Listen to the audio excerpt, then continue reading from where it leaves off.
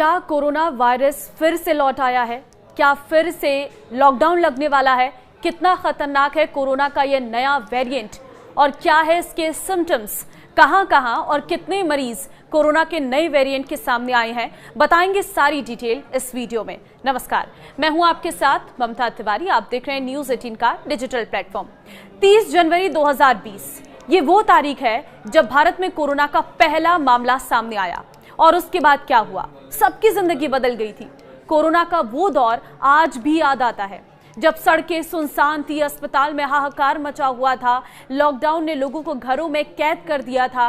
Corona virus ने बहुत से लोगों को गहरे जख्म दिए हैं, लेकिन फिर धीरे धीरे जब कोरोना की वैक्सीन आई तो चीजें सामान्य होती चली गई। लेकिन क्या एक बार फिर कोरोना वापस लौट रहा है?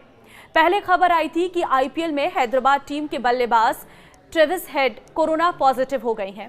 खेल के बाद कोरोना का असर सिनेमा जगत तक पहुंच चुका है।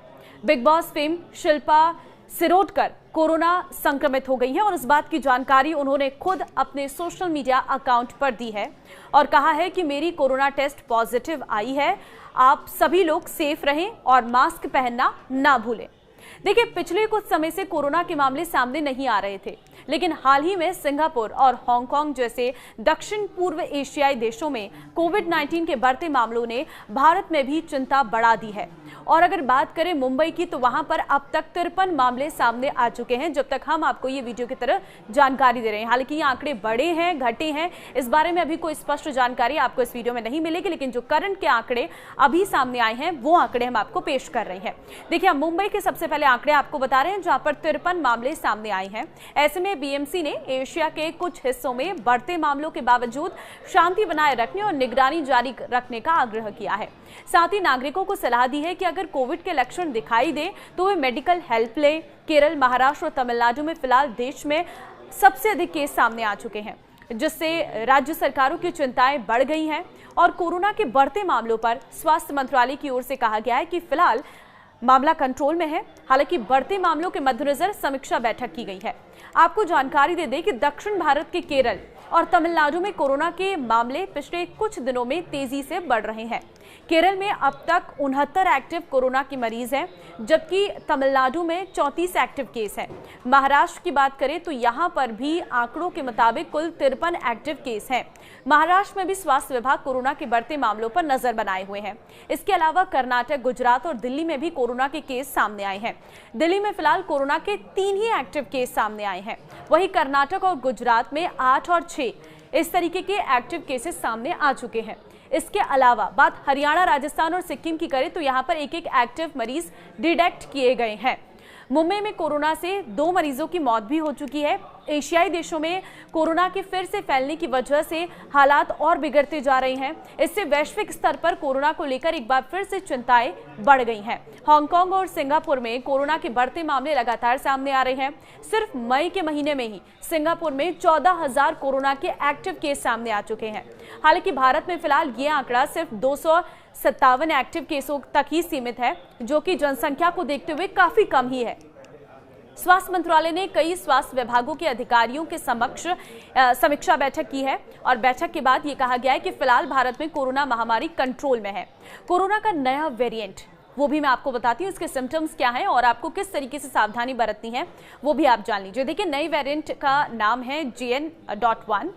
देखिए, ये नाम के इस वेरिएंट की गंभीरता इतनी है कि ये काफी तेजी से एक दूसरे में फैलता है।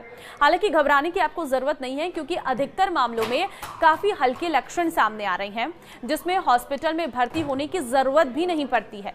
वहीं नए वेरिएंट के लक्षणों की बात करें तो साधारण सर्दी, जुकाम, गले में खराश, बुखार, खांसी, नाक बहना और थकान है।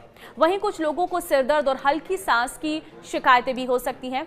कोरोना के पहली वेरिएंट की तरह स्वाद और गंध ना आने की शिकायत इस वेरिएंट में नहीं देखी जा रही है। ये नया वेरिएंट उन सभी लोगों को प्रभावित कर सकता है जो कमजोर इम्यूनिटी वाले हैं और जिन्होंने वैक्सीनेशन अभी तक नहीं कराया है। इसलिए इस वेरिएंट का खतरा बुजुर्गों और छोटे बच्चों में अधिक रहता है। हालांकि अभी तक आए अधिकतर मामले बिना किसी लक्षण के देखने को मिले हैं। देश में अधिकतर लोगों ने कोरोना से बचाव के लिए अपना वैक्सीनेशन पूरा करा लिया है, लेकिन वैक्सीनेशन कोरोना के इस नए वेरिएंट से कितना बचाव करता है, इसका जवाब ये है कि वैक्सीन लगवा चुके लोगों का संक्रमण का खतरा काफी कम है, लेकिन फिर भी सावधानी जरूर रखनी चाहिए। वैक्सीन लेने से वायरस से संक्रमण में होने आने वाले गंभीर लक्षणों का खतरा टल जाता है। कोरोना से बचाव के उपाय ये हैं कि कोरोना से बचाव के लिए आपको भीड़ भाड़ वाले इलाकों में जाने से बचना है। घर से बाहर निकलते समय हमेशा आपको मास्क का इस्तेमाल करना है। अपने हाथों को बार बार साबुन या फिर सैनिटाइजर से साफ करना है। किसी भी तरह का लक्षण दिखने पर घर में रहें और डॉक्टर से आपको संपर्क करना है। अपनी इम्यूनिटी को बूस्ट करने के लिए बैलेंस डाइट लें और एक्सरसाइज जरूर करें। कमजोर इम्यूनिटी वालों को थोड़ा संभल कर रहने की जरूरत है। ऐसे लोगों को ये आसानी से अपना निशाना बना लेता है।